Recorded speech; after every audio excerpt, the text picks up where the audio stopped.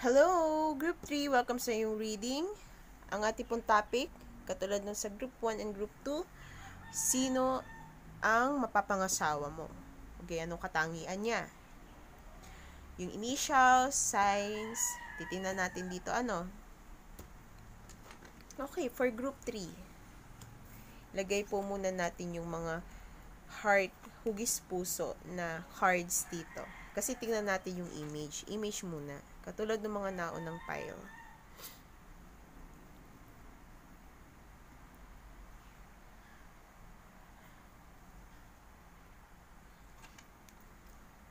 Kung mapapansin mo sa image na nandito, pile 3, group 3, karamihan may dilaw. Di ba yellow? Parang sa happiness din ito. Pero meron din dito na parang lumuluha. Siguro pile 3. Maring nasaktan ka o siguro na broken-hearted ang person na ito. Pero sa tingin ko naman, may bagong pagkakataon na ibibigay sa inyo para maramdaman nyo yung kung ano ba yung isang masaya at tunay na relationship eh. Pansin mo, may bird dito.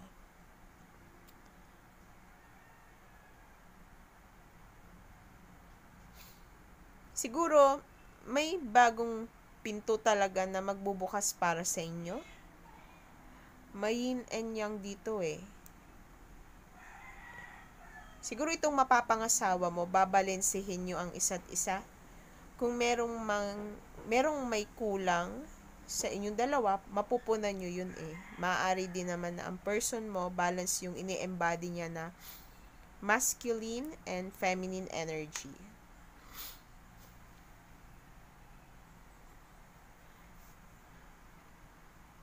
Pero bakit ganun dito? Parang hinahunt siya ng past. Tama o. Nasa likuran. Ikaw nang umalam. Group 2. Ay, group 3. Sorry.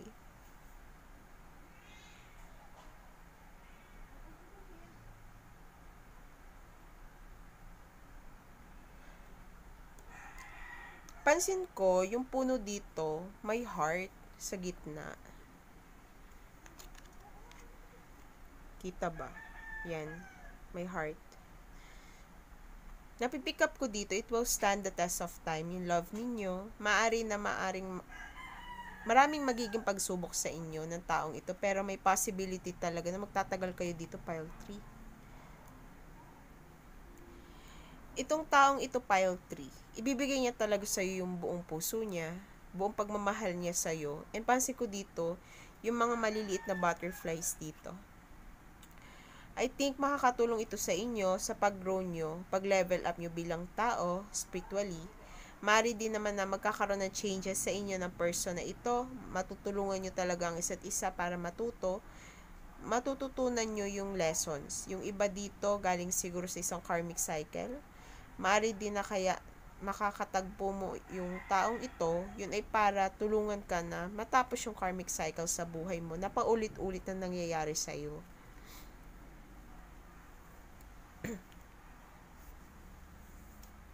And sa tingin ko rin naman, mukhang stable emotionally ang person na ito, pile 3. Parehas niyang ginagamit yung head and heart niya dito.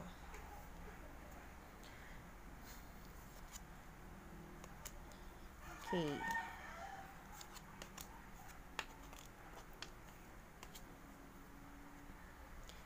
New beginning, a new adventure awaits. Embrace it and live your dreams passionately. Love is not always about agreeing just for the sake of it. A great relationship is one that both supports and challenges. Give thanks for the blessing of love soon to come your way. Know that you deserve to be and have all that your heart really desires. Only time will tell. And don't make decisions based on guilt or what you think you should do. For it is only in being true to yourself that you can be true to others.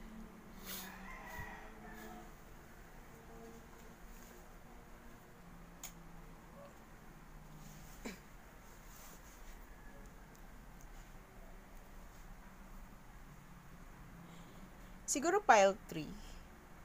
You will meet this person after ng isang failed relationship for some of you. Baka pile 3 kaka-break mo lang, ikaw nang umalam. Kung nanggaling kasi isang relasyon na hindi nag-work, maaaring karmic relationship yung dati. Oh. Itong mapapangasawa mo, pile 3, magiging pillar kayo ng isa't isa. Supportive ito sa'yo. Yes, may mga challenges kayong pagdaraanan, group 3, pero kakayanin nyo lagpasan yun. Maaari din makatulong siya sa'yo na magkaroon ng balance sa buhay mo. Since supportive ito, tutulungan ka nito sa kung anong makakaya niya. Pwedeng sa finances ito, maaari din naman spiritually, matulungan ka niya para magiging isa siya sa gagabay sa'yo.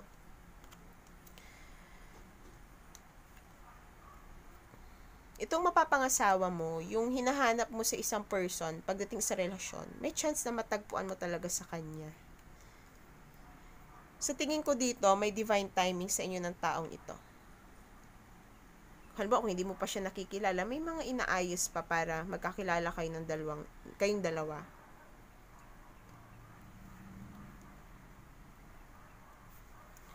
Sa tingin ko,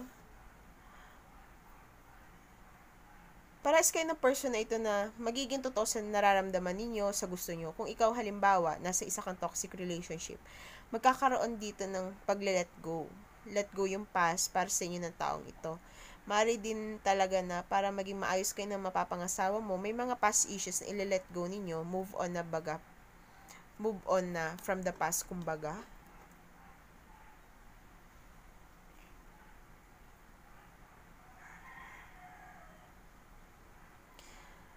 Kasi andito don't make decisions based on guilt or what you think you should do. Magiging totoo siya sa'yo, tatanggapin niya kung sino ka man.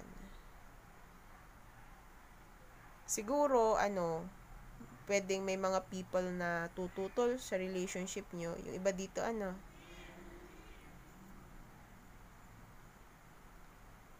Pero I think, magiging maayos naman kayo ng person na ito.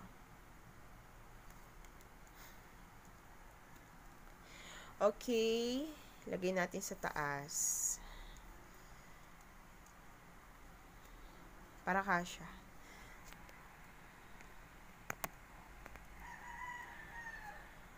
Ayan.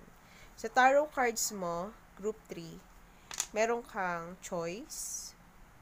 2 of Wands.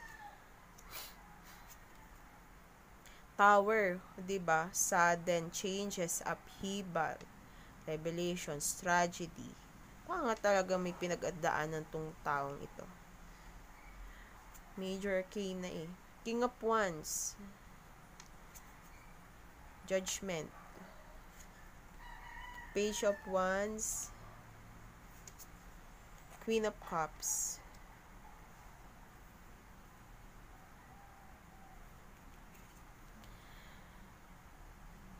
Katabi to dito. Lagay ko na lang dito. Four of Wands and King of Cups. Hindi na siya kasha. Wait kasi ng ating screen. Okay.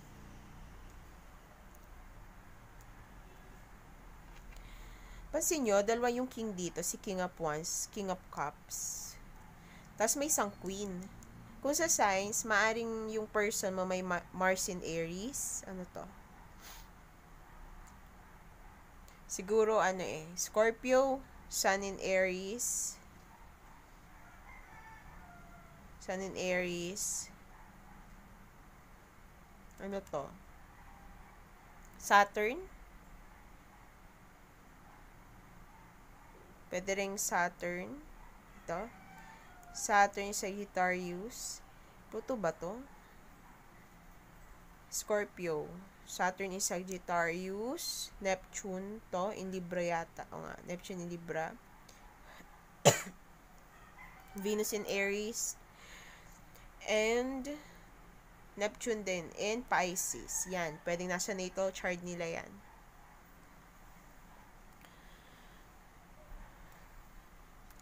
Kung gusto, halimbawa, kung gusto nyo malaman yung natal chart, kailangan, meron naman kayo guys, group 3 na masi-search sa Google. Halimbawa, natal chart, birth chart calculator.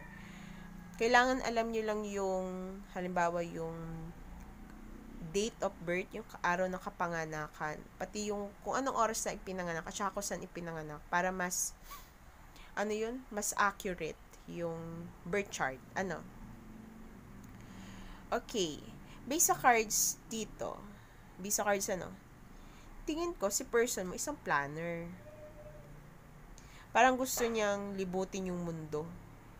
Siguro traveler din ito. Gusto niya malayo yung kanyang marating, o maaari din na LDR muna kayo ng taong ito. Nasa magkaibang city, magkaibang barangay. Ano yun? Malapit naman yun magkaibang bansa. Pwedeng ganun. Yung, parang yung isa sa inyo, kailangan pumunta sa kabilang, puntahan yung isa para magkita. Since nandito si Tower, tingin ko si person mo, siguro naranasan na ng taong ito yung sunod-sunod na chaos sa buhay niya. Maaaring pares kayo nito May mga nangyari sa inyo na gumuho, grabe yung naging impact sa inyo nito Yung akala nyong matibay, maayos, pero hindi pala ganun katibay. Nangyari, back to zero ulit. Yung mapapangasawa mo, siguro, isa siyang fire, water sign. Since si King of Wands ito, physically attractive siya. Physically attractive, confident person, magnetic, magaling mambola, magaling manghikayat gamit yung words niya.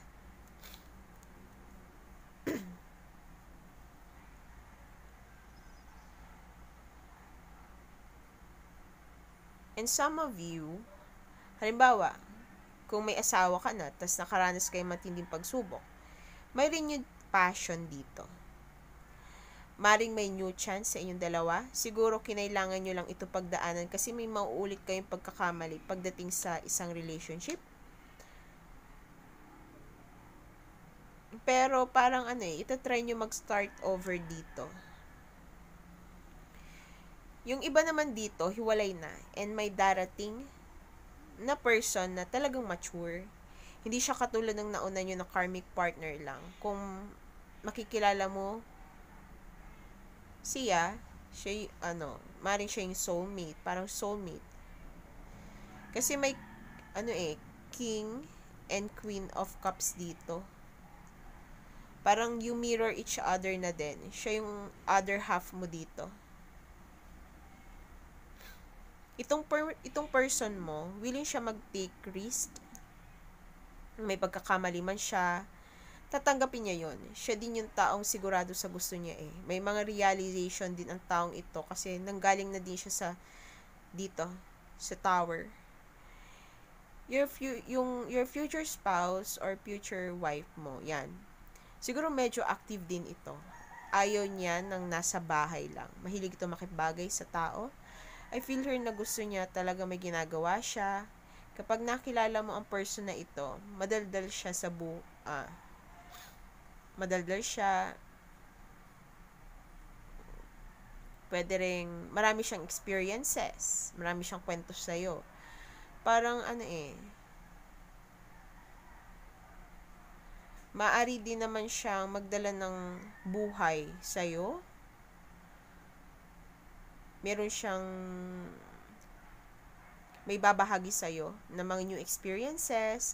Yung parang bagang pakiramdam mo na fresh ulit yung mararamdaman mo sa taong ito. Makaramdam ka ng excitement every time na makakasama mo siya.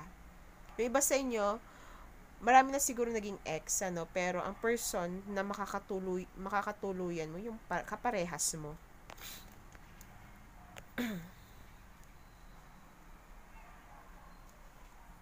Pansin ko dito, napapagitnaan talaga nitong dalawa, itong Four of Wands. May chance talaga na ang makatuluyan mo is isang person na taong secure sa sarili, devoted partner, loving and medyo sensitive yung babae. Kung babae ito, humble person, makapamilya na asawa, I think ibibigay nitong pangangailangan ng bubuuin yung family sa abot na makakaya niya. Hindi ito matatakot na magsabi ng nararamdaman niya, open kay sa isa't isa. Maasahan at masasandalan din itong taong ito. Masasandalan yung isa't isa sa mga problema. And also, emotionally matured itong person na ito. Hindi katulad nitong nakilala mo noon.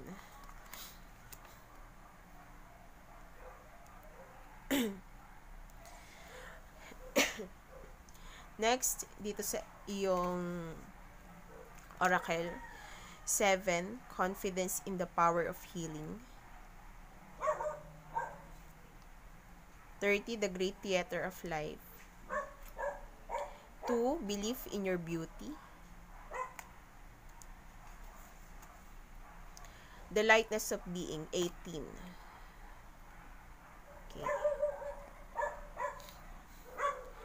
Yung size na nandito sa card, pwedeng yung person mo merong white, yung white moon, Selena in Virgo, Venus in Aries, Moon in Cancer, and Venus in Libra. Okay, unahin natin to. This person will heal your heart. Mari siguro nagwo-work ito related sa medicine, since parang gumagawa ng gamot dito, 'di ba? May nahalo-halo siya. Ito yung person dito. Pwedeng sa pharma, medtech, yan. Mga ganyan line of work. Maybe doctor for some of you. Sa tingin ko din, this person will trust his or her inner feelings kaysa sa nakikita niya sa panlabas. Siguro malakas din ang intuition ng taong ito. Malakas ang kutob. Itong mapapangasawa mo, i-adore ka niya. Pansin ko nasa likuran sila ng stage. Ito yung front stage, yung front. Parang nagtatago sila, siguro at first, parang secret relationship ito. Ikaw nang umalam. Maaring din namang hindi siya showy sa public kapag nagpapakita ng affection sa'yo. Yung iba dito kasi parang touchy-touchy sa public, pero siya, sa tago niya gagawin yun. Yung kayo lang nakakaalam na dalawa. Yan, parang sinusuyo yung lalaki. Sabi naman itong babae, lumapit sa akin. Baka naman nung una, napilitan itong babae. Okay. Believe in your beauty. Tatanggapin ka ng person mo dito kung sino ka. Yung palabas sa itsura mo, bonus lang yun sa kanya. Pero sa napipick up ko dito, mamahalin niya yung inner beauty mo. Naisip ko rin na itong person mo, maaari siyang conqueror. Conqueror. Siguro nagtyaga talaga itong maligaw sa'yo. Halimbawa, kung feel mo before na parang ayaw mo na ulit pumasok sa isang relationship. Parang kapag once na makilala mo ang taong ito, siya yung magpapabago ng isip mo.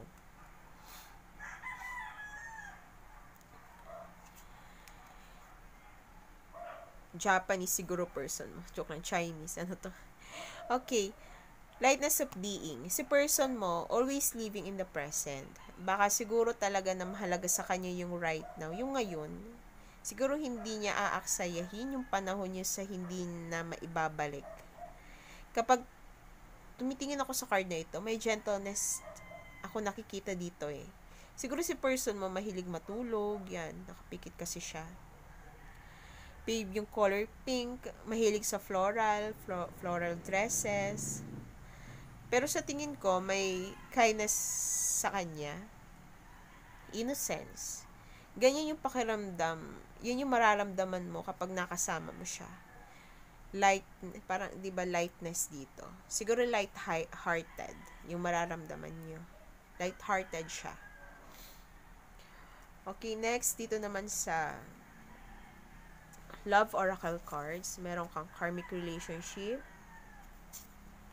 love call, ascending, palm tree, mirror, date.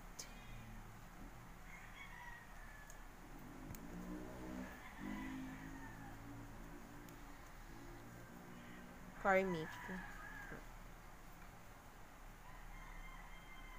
Di ba nasabi ko kanina na yung iba dito, siguro may ex, tapos makikilala mo ang taong ito. Maybe sino man sa inyong dalawa, galing sa isang karmic relationship noon. Or pwedeng kayo din, may ano din kayo ng person na ito, love call.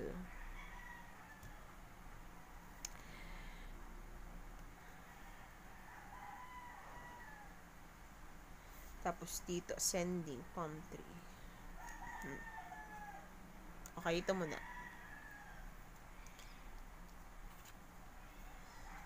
Itong person mo, pwedeng makilala mo siya sa labas. Lalabas ka, makipag-date ka, o kaya na may makikilala mo siya through, acquaintances, makakilala mo, friends. Magpaplano kayo ng person na ito mag-date. Halimbawa, kilala mo lang sa social media. Siguro magkikita kayo, gano'n. Di ba karamihan naman gano'n ginagawa? Kilala mo siya sa dating site, dating app, yan. Nandito itong mirror. So, may possibility na halos same kayo ng karanasan ng mapapangasawa mo. Pares, siguro kayong may past wounds. Ikaw nang umalam. Yung iba siguro dito, once na makilala mo siya, makakaramdam ka na parang familiar siya. Maybe, siguro, past life soulmate mo siya, or tingin mo twin flame kayo. Since nami-mirror nyo ang isa't isa, yung iba sa inyo dito, halimbawa, asawa mo na yung person na ito. Siguro yung mga good and bad quality, or bad sa sarili ninyo,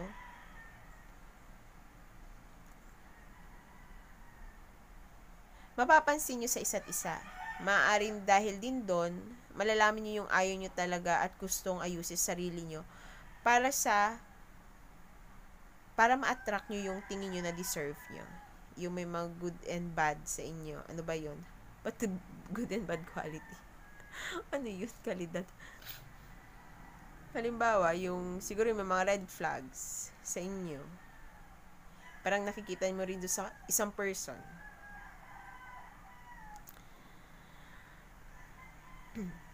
May mga pagsubok sa relasyon nyo, pero sa tingin ko talaga dito, sabay nyo itong malalampasan ng person mo. Yung dati siguro pa-date-date lang kayo. Yan, mag-a-ascend na. Pwede magkaroon talaga ng commitment sa inyo ng taong ito.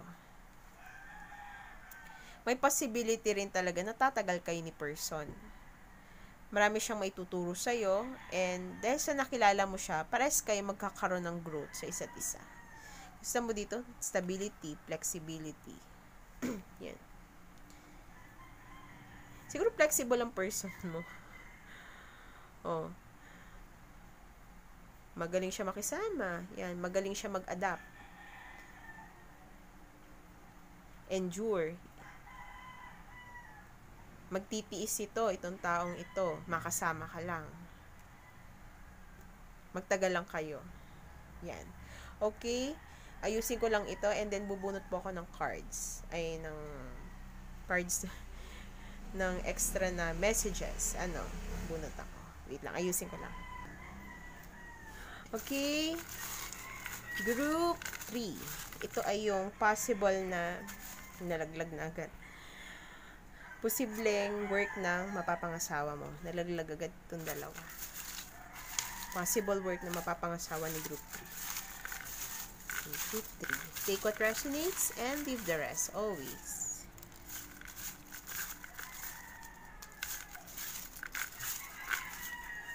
Ito yung parang karagdagang info lang naman about sa person mo. Papangasawa mo. Tapos marami dito. Pero marami akong bubunutin. Okay, last na. Okay, yan na. May nalaglag pa ditong isa. Marami-rami tayo. Isa siyang freelancer. Tagahilot, si person mo. Seafarer, sa barko nagtatrabaho. Teller. Taong bahay. Baka nasa bahay lang ngayon si person mo. Naghahanap pa ng work. Flight attendant. Flight attendant. Wedding planner.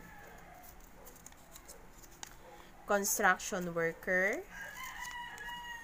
Immigration officer. Gasoline boy, gasoline girl. Hindi ko alam. Parang halos lahat ng pie lumabas siya.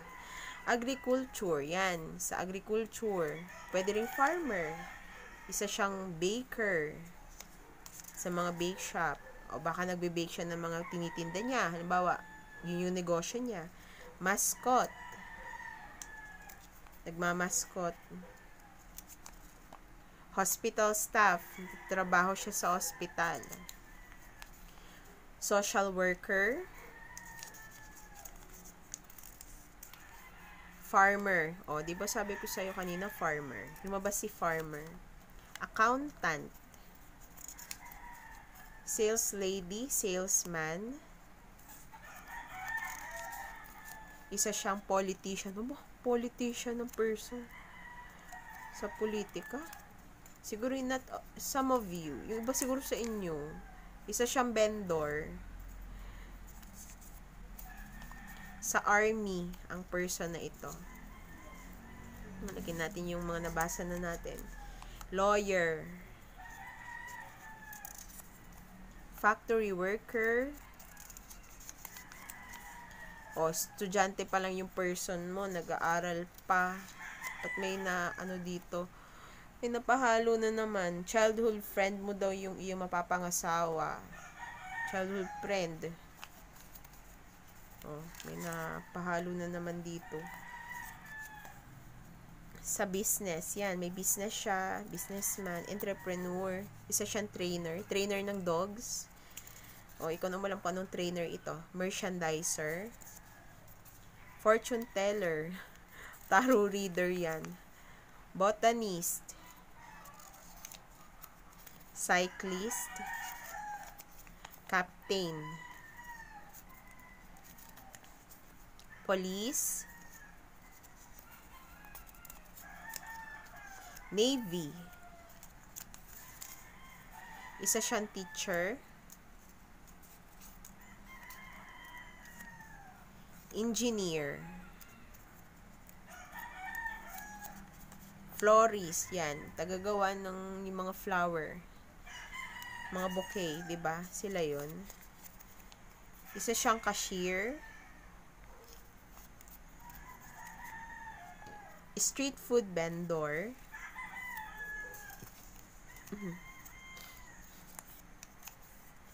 Driver. Driver daw ang iyong mapapangasawa. O, mga simpleng natin, bakal bote. Baka nagtitinda ng ano yun? Bumibili ng bakal. Bote? Sa mga junk shop. Isa siyang hairstylist. Radtech. Yung sa mga x-ray. Isa siyang architect. Kuha pa tayo. Since last naman to pile 3 na to. Kuha pa tayo.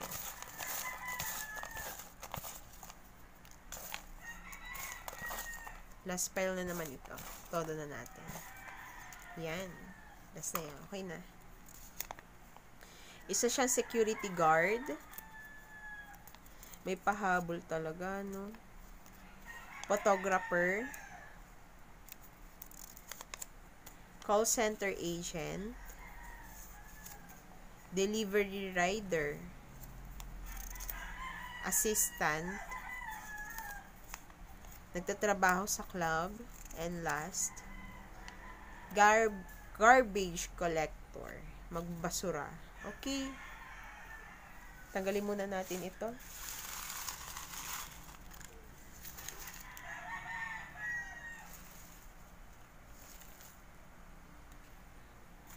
Dapat ikahalo tong isa dito. Karagdagang information about this person na mapapangasawa ni pile ni group 3. Parang tayong konti. Oh, may nahulog na. Okay. Okay na yan. Patay isa.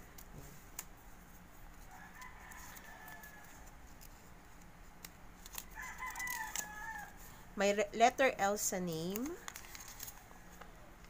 Family. Magkaka-family kayo. Family-oriented ang person na ito. Mahilig siya sa pets. May aso or pusa siya. Isa siyang Capricorn. Pet lover yung person mo. May letter F sa name. Isa siyang Cancer. Someone's mom. O siguro yung mapapangasawa mo, may anak na. May anak na. Ex-boyfriend mo siya. Nagbabalik si ex-boyfriend? Or may ex siya? Nagka-ex. Boss mo ang mapapangasawa mo. boss mo. Yan. Tabi na natin. Kukuha naman po ako ng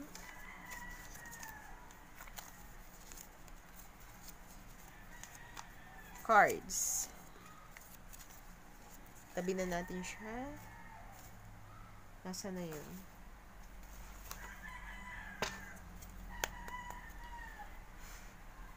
Okay. Extra message about confirmation message tungkol dito sa mapapangasawa ni group 3 natin. Future husband or wife mo.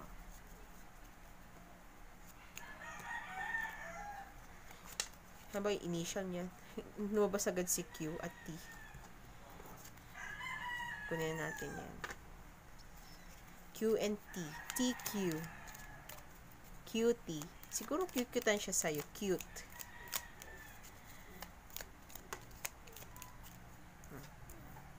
Gemini. Libra. Ang person mo. Air signs. Gemini, Libra, Aquarius. May letter F sa name.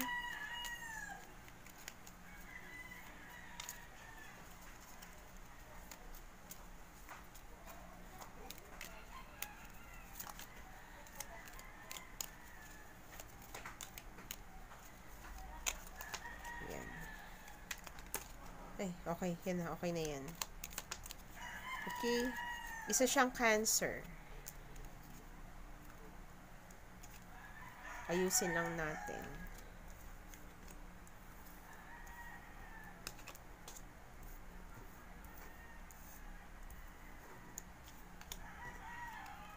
Nakikita nyo ba dyan yung gusto nyo? Baka na dyan yung initial ng boss nyo. O kaya ng yung childhood friend. Meron siyang, ano ba to, W. Meron siyang T,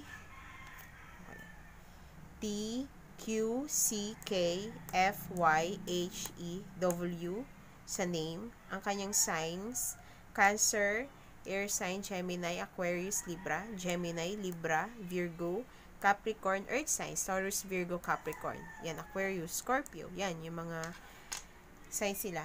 Okay, thank you so much sa pakikinig sa ating reading. Group 3, God bless. At dyan na po natatapos ang ating reading for Group 1, 2, and 3. At nawa sana'y maging divinely guided po tayong lahat sa bawat desisyon na ating gagawin. At kung nag-resonate po sa inyo ito at hindi pa kayo nakapag-subscribe sa aming channel, make sure to like, subscribe, and hit the notification bell para po ma-notify kayo sa bago naming uploaded na videos. Bye! And God bless!